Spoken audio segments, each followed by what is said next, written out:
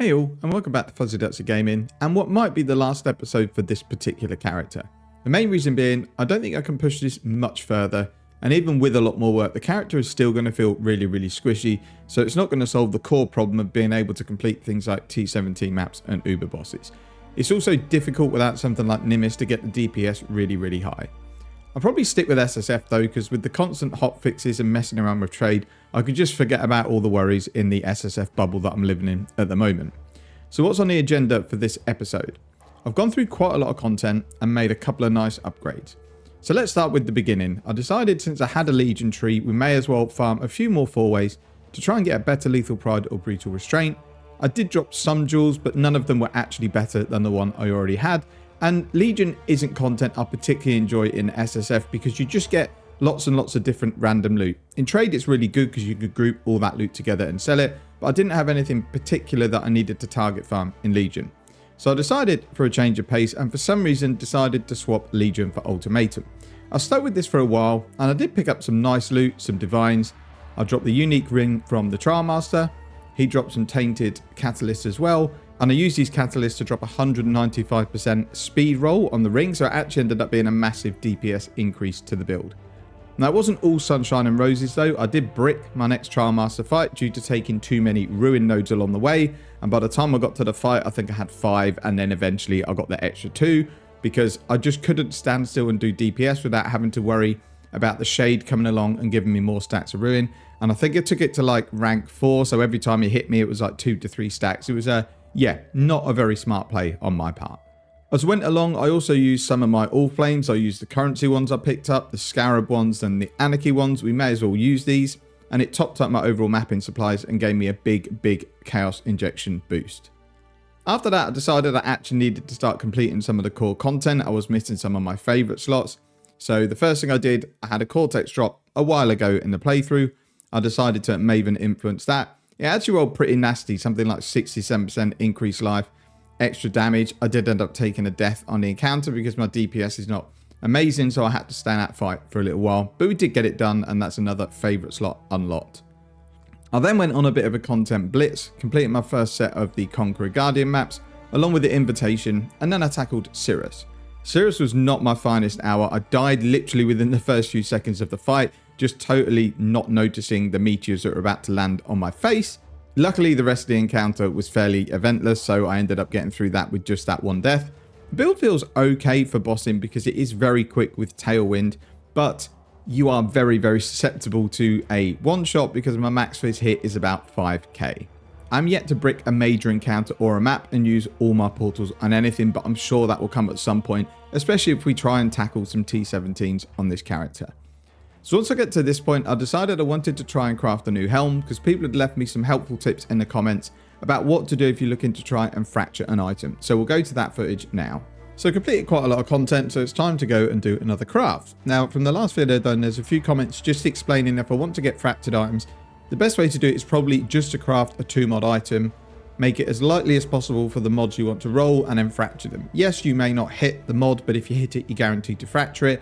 And I think that's what we're going to do. So we're going to look at helmet, and we're going to look at trying to fracture, +1 power charge, and crit chance as a suffix. So the prefix would be +1 power charge, suffix would be crit chance. Now this is quite unlikely because you can't really get rid of rarity, and the more you make other stuff scarcer, the more rarity pops up.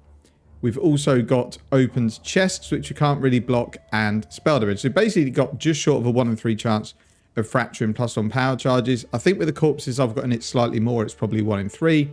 And then if we look at crit chance, that's almost 60%. So we're unlikely to get both, but we've got a good chance, better than 1 in 2 of hitting crit chance. So even if we fractured something like crit chance and a random prefix, I'm still going to be able to craft a better helmet than what I've got already. And because of the rules of the series, I can only craft on haunted mods. So this is kind of the perfect outcome. +1 to power charges and then crit strike chance. We're going to put some explicit increases on there, so it re-rolls it 6 times. But as you can see, we can get Warcry's open chest, rarity, again, love that one. But that time again, we hit, and we're going to fracture 2 mods because I want to go for broke. Why not? We're going to try and fracture both of these. We can boost the haunted chance even more, but because there are 2 haunted mods of prefixes that are equal weight, all we're doing is pushing each one up slightly. So I'd rather just take the pump like this. So we're going +2 to item level to make it 85, just in case it rolls T1 suppression. Ignore the 36% to quality. This was just from some random graves that I put in, but obviously we want it to 30%. -2 explicit, so it just does a 2 mod item. Boosting the crit up to almost 3000% to make the suffixes nice and strong, and then making everything scarcer. Now I've got lots of row and column modifiers on here, so I can't exactly replicate this in Craft of Exile, but this is basically going to block lots and lots of mods that we don't want to see. Modifier 2 rating doesn't matter for the mods, but the higher you push this, the less actual mods can roll, so you're actually increasing the chance of rolling what you want. But I think 640 is fine for this. 206% chance of fracture and explicit, so we're going to craft 2 items. And then re-roll the explicits. Make sure it's explicit because I keep forgetting and doing implicits. I'm going to go armor, helmet, evasion, lion pelt, 2 mods, item level 85, and let's go. May the ferocity of Thraldana free you of your anguish. Even if we just got 1 out of 2, that would be a good result. If we get none, then we're back to farming. We did get power charges. We unfortunately got stun and block recovery as a suffix, which is a bit of a bummer. But that's still a decent helmet to craft on because I can use something like chaos resistance essences, or we can even use loathing to get some mana reservation. I mean, we don't have chaos resistance on the helmet anyway, so if worst comes to the worst, we'll just forget chaos resistance for now. We'll just go for life and another resistance. So we'll keep going. So here is a pretty good outcome. We've got big cold resistance. We've got life, so we can craft our fizz taken as. So this is what we've ended up with after rolling some life essences. So we didn't get any chaos on there, which is a shame. We can re-roll the cold into lightning. We have 1 open suffix. So we're just going to slam an exalt on this and see what happens. And then we're going to have to rejig our resistances. I mean, there's a few good things that can roll on here. We can get intelligence would be nice. Accuracy would be good. Any resistance is good. So there's quite a few things we can roll here. Suppression would obviously be amazing as well. So let's hope and pray to the Exalt gods. And we've got 14 dexterity. Okay, so we've just grind the last bit of blue life force I need. So we can now put our new helmet on. And this is where it's kind of paying off that we've got tons of resistances and other items, because it means I didn't necessarily need it on my helmet. Once I completed that helmet, I decided I'd just go through my stash to see what I had. I'd built up 3 Maven writs, so I thought we might as well complete them. We might get like an Awakened Gem or something like that. We didn't get anything good in the 3 runs, but Maven is very, very comfortable on this build now. I then had an Einar Harvest Beast drop, so we went through, collected some rare crafts, tried to re-roll an Awakened Support Gem. It rolled into one we didn't particularly need, but Awakened Added Lightning is an option for the build because we're running Lightning Arrow, so I've stuck it in my offhand to level up in case I use it for another build. So then I was just again going through my stash and noticed that I had a Nameless Seer Scarab sitting around. I don't remember picking it up, but I thought I may as well put it on, see what we can get out of the map. And we ended up getting a Storm Shroud Jewel, which is very nice to try and get Ailment Immune.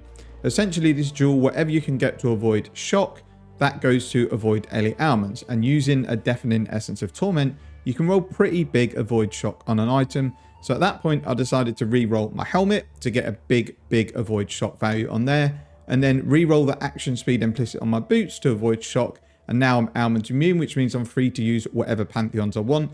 And I'm not tied into Cannot Be Frozen and Reduce Effect of Chill. And that's kind of it for the upgrades made in this episode. So I'm just going to go and do a map showcase. We're going to do Destructive Play. So I've changed my tree slightly. Don't necessarily copy this. I've had to do this because I'm SSF. I've just added in a few Delirium nodes. And I'm going to put in a Delirium Scarab. So it gives me a chance to get Cluster Jewels either for this build or my next build. We're keeping shrines in the tree still, and then we're taking lots of Scarab nodes, and we're keeping all of the corpse nodes as well, other than the Allflame nodes. I may not do another video on this character because I think I do want to try something different. The next video might be me picking my next build and then using this character to try and farm the gear that I need to get the other build going. But for now, we'll just go in and we'll do a quick map showcase. So we're going to run an estuary. Obviously going to put Maven on it, and we put our Delirium Scarab in, and then we'll quickly go over the gear at the end of the video. We can use Allflame on this one, so we'll see if we have an Anarchy. We should have. We do, so this should get us some nice loot. If we can do it with Delirium, we'll find out. So this map showcase might take a little while because we might be killing exiles and picking up chaos for a lot of the video.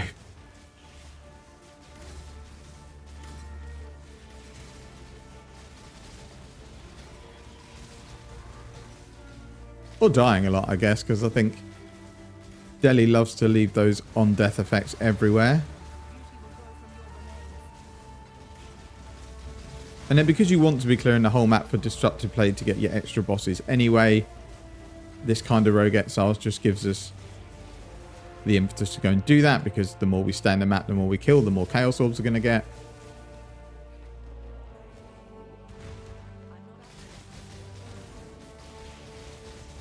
And I don't mind if we die. I don't really plan on taking this character any more levels.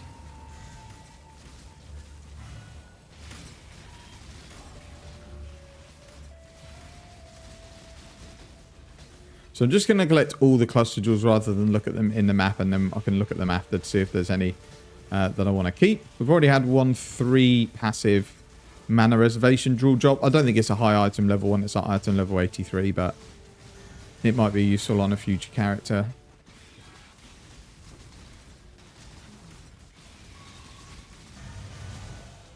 I guess what we actually want to do is go and kill the boss, even though we should be clearing the map first, just so I get my extra delirium layer and it doesn't run out. We can then turn the deli off when we go and kill the rest of the exiles.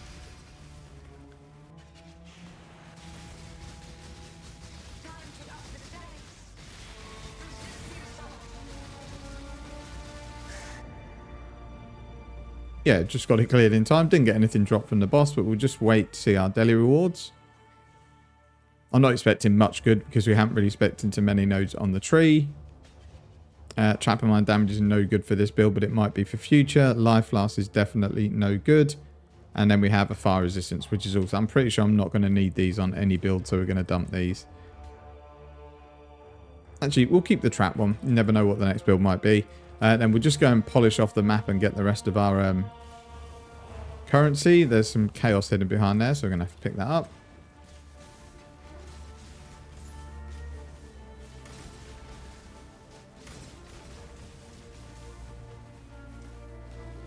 Not got many of those explicit corpses, so we'll pick that up.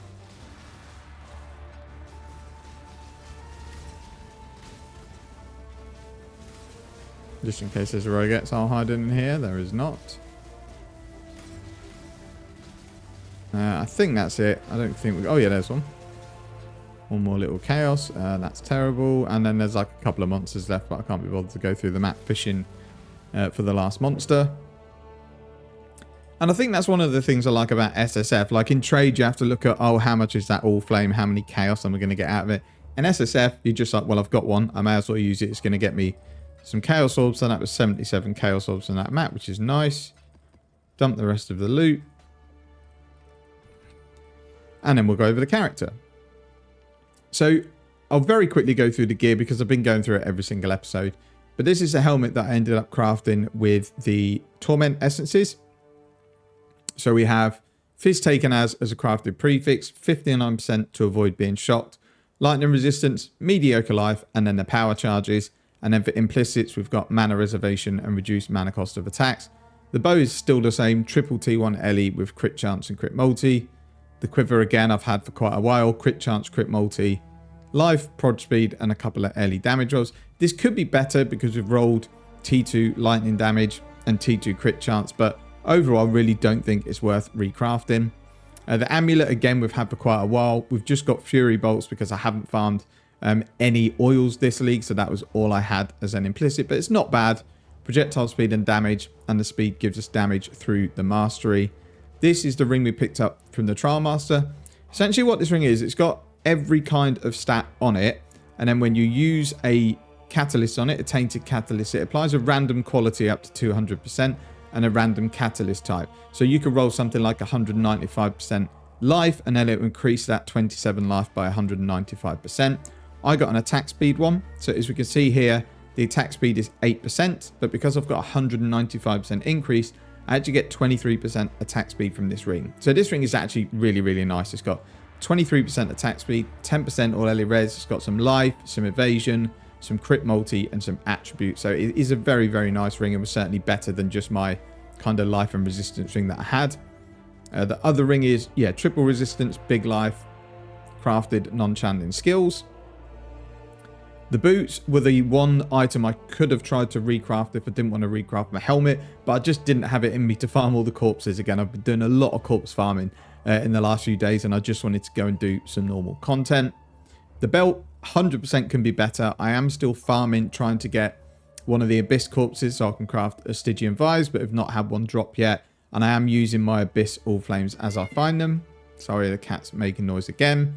And then the gloves are what we crafted in the last episode. So they're T1 Suppression, T1 Evasion, Big Crit Multi, Lightning Resistance, +1 Frenzy Charge, and then Crafted Life. And then we've just got attack speed as the implicits. I made a tiny little change to the tree where I've just dropped some life nodes and a couple of masteries like the block one, just so I could fit in my Storm Shroud Jewel. And this is really the reason I was farming clusters, because if we drop these 3 nodes, drop a few more nodes on the tree like these ones here aren't particularly great, possibly even these, then we can get in maybe a passive large cluster and then maybe a small projectile cluster, and then this jewel can just fit into one of those cluster jewel slots. But it depends how much further I push this character as to whether that's worthwhile. The only other thing I was thinking about YOLOing was we picked up one of the beasts that rerolls a mod on a Watcher's Eye. So I was thinking, could we put this one in and try and turn the vitality into something else? And I just don't think it's worth it. It could brick and remove my grace, and then I've basically just got a jewel with life, mana, and energy shield.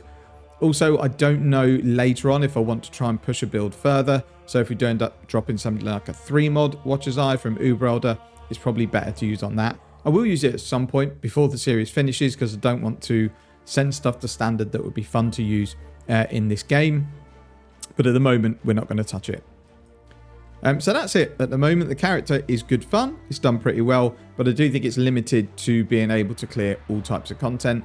But it's a character I'll certainly keep in SSF. And if I decide I then want to make a bosser, I've got the best of both worlds. I can throw this character at most mapping content and it's going to breeze through it. If I can then make a more tanky character to do maybe T17s and Uber bosses, then that's an option.